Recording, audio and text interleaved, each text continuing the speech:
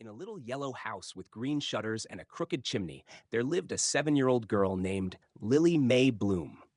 She had curly brown hair that puffed up like a dandelion when she ran, a vivid imagination that never stopped buzzing, and a favorite purple headband that she wore every single day, except in the bathtub. Lily loved rainy days. Not because she couldn't go outside, but because rain made everything sound like music. The gentle tap, tap, tapping on her window, the splash of puddles on the sidewalk, the occasional low rumble of thunder. It was like the world had slowed down just for her. This particular rainy day, her mom stood in the doorway of Lily's bedroom with her arms crossed and a playful smile. "Time to clean your room, Miss Lily," she said. "But moom," Lily groaned, dramatically flopping backward onto her bed like a wilted flower. Her mom raised an eyebrow, the mom eyebrow, the one that meant she meant business. Lily sighed, sat up, and mumbled, "Fine," before sliding off the bed and starting with the easiest task, putting her blanket back in the closet. Now, Lily's closet was a normal one, or at least it used to be. It held boxes of forgotten toys, outgrown dresses, and the beanbag she sometimes sat in to read her secret books. Nothing mysterious, nothing magical. Until today. Because when Lily opened the closet door, there was no closet inside. Instead, there was a hallway. A long, shimmering hallway with glowing walls that sparkled like stars. The floor was covered in soft, mossy carpet, and floating orbs of golden light drifted lazily above her head. She blinked, rubbed her eyes, blinked again. "Okay," she whispered. "This is new." A warm breeze blew out of the hallway and tickled her cheeks. It smelled like fresh cookies, warm vanilla, and something flowery and familiar, like the smell of her grandmother's hugs. Lily felt her heart skip in that exciting way, the way it did before opening presents or finding a seashell with a perfect spiral. Just 5 minutes, she told herself, stepping in. The closet door closed softly behind her with a quiet click. Chapter 2. The Hallway of Shimmering Walls. Lily's footsteps made no sound as she walked. The moss underfoot was cushiony and warm, like stepping on a patch of sunlight. As she moved forward, the walls of the hallway began to change. Glowing pictures bloomed across them like watercolor paintings, moving images of magical lands. One showed a tree that reached all the way to the moon. Another revealed a sea where jellyfish carried lanterns and dolphins wore crowns. "Whoa," Lily breathed. Then the hallway widened into a large circular room. At the center stood a tall tree with bark that shimmered like moonlight and branches that curled up into the clouds above. From its branches hung dozens of tiny doors, each one a different color, shape, and size. They swayed gently as if they were humming. Lily walked slowly around the tree, marveling at each door. One was heart-shaped and pink, another made entirely of twinkling crystals. There was even a door shaped like a pancake with syrup. But one door made her stop. It was a simple wooden door with a bronze handle and a purple ribbon tied in a neat bow at the top. It had her name carved in swirling letters, Lily May Bloom. Lily reached out, and as soon as her fingers touched the handle, the door creaked open, all by itself. Chapter 3. Inside was a world that seemed stitched together by dreams. There was a sky of cotton candy clouds and soft stars that twinkled in daylight. Rolling hills were covered in soft grass that sang quiet lullabies when the wind blew. A river of melted chocolate shimmered nearby, winding past a field of flowers that opened and giggled when touched. In the middle of this strange, beautiful place stood a treehouse. Not just any treehouse. A treehouse made of books, pillows, buttons, and twinkling string lights. A ladder made of licorice rope led up to its cozy porch. And waiting on the steps was a small fox. Not a wild fox, but one with snow-white fur, a golden bell around its neck, and the calmest eyes Lily had ever seen. "Welcome, Lily," said the fox, its voice warm and clear. "We've been expecting you." Lily's mouth dropped open. "You talk?" The fox smiled. "Of course, all magical guides do." "Is this a dream?" The fox chuckled softly. "No, Lily, this is your door. Your world. It opens only for those who still believe in what-ifs and maybes." Lily sat down beside the fox. "What is this place?" "It's called the Between," said the fox. "A space stitched between the stars and the stories. A place that belongs only to those who listen carefully. And today," he added with a wag of his tail, "it belongs to you." Chapter 4. The Key of Kindness. The fox showed Lily everything.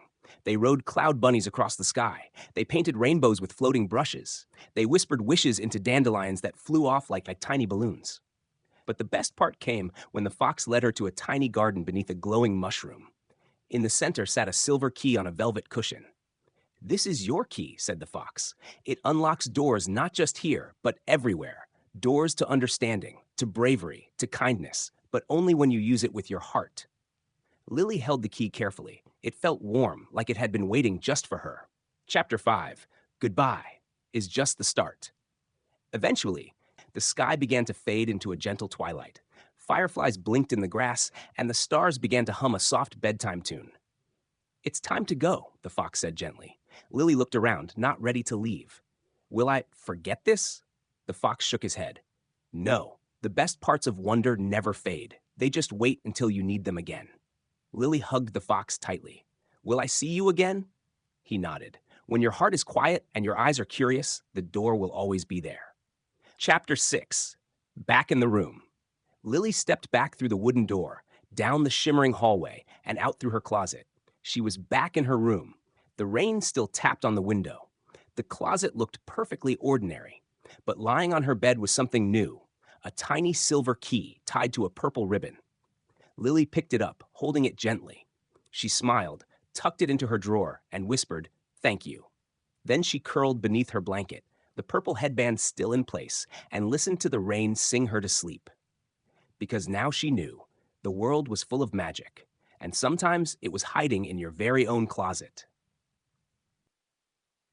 Part 2, The Echo Door. Lily didn't tell anyone about the key. Not her mom, not her best friend Clara, not even Mr. Snuffles, her stuffed elephant, who usually knew everything. But every night before bed, she opened her drawer, peeked at the silver key, and gave it a small smile. It made her feel warm inside, like carrying around a little candle only she could see. Days passed, then a week, then two. Lily started to wonder if maybe the closet had just been a one-time adventure. Maybe magic didn't last forever.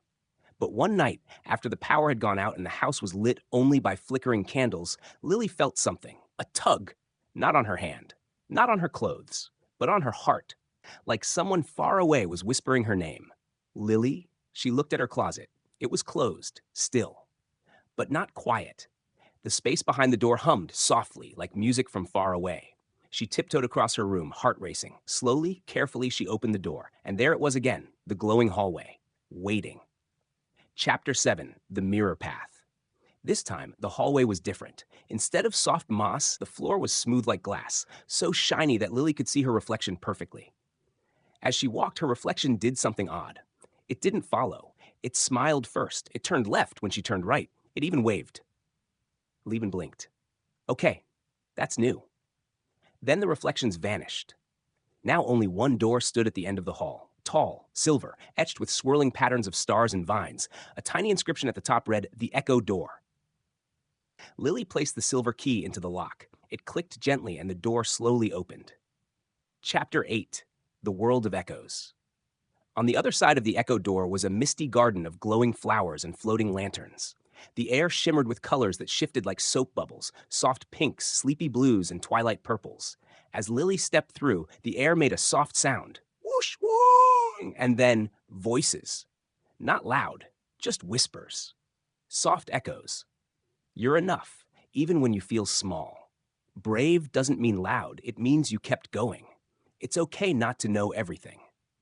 The voices were her own, words she'd whispered to herself on hard days, things she'd thought when no one was listening. Lily looked around, wide-eyed. "Are these my thoughts?" "They were," came a gentle voice behind her. She turned. It was the fox again. Only now, his fur shimmered with the same silver as the door. The bell around his neck tinkled like wind chimes. "You left behind echoes," he said. "Pieces of truth you found inside yourself. This place collects them, keeps them safe." Lily stared in wonder as butterflies made of stardust danced through the air. "I didn't know I had this much inside me," she whispered. "Most don't," said the fox softly. "But now you do, and that changes everything." Chapter 9, The Echo Seed. The fox walked Lily to the center of the garden, where a tree stump sat, glowing faintly. On top of it rested a small glass jar. Inside was a tiny seed. "What is it?" Lily asked. A seed made of your own courage, said the fox. It's quiet, but powerful. When you plant it, something new will grow. Not here, but in the real world. Lily held the jar close. What do I do with it? Keep it safe, the fox said. When you're ready, you'll know where it belongs. Chapter 10. Home Again. The mist swirled gently as Lily walked back through the echo door, down the hallway and out into her room. The power was still out. Her room glowed with the soft light of the candles. The closet door closed behind her with a quiet click. She stood for a long time, holding the little jar in both hands. Then she placed it gently beside the silver key in her drawer. That night, she didn't dream, but she felt warm, steady, bright inside. And the next morning, Lily walked outside barefoot and stood in the wet grass under a gray sky. She dug a small hole beneath the oak tree in her backyard, and she planted the echo seed. No one saw her do it. No one knew what it was. But from that day on, something changed. She smiled more. She listened better. She helped others feel seen. And sometimes when people ask Lily why she always looked so peaceful, even on rainy days, she'd just smile and say, "Because I carry a little wonder with me." And somewhere far away, in a garden of glowing flowers, a silver-furred fox smiled too. The end. Would you like me to turn this into a fully illustrated children's book, or continue Lily's story with more magical doors?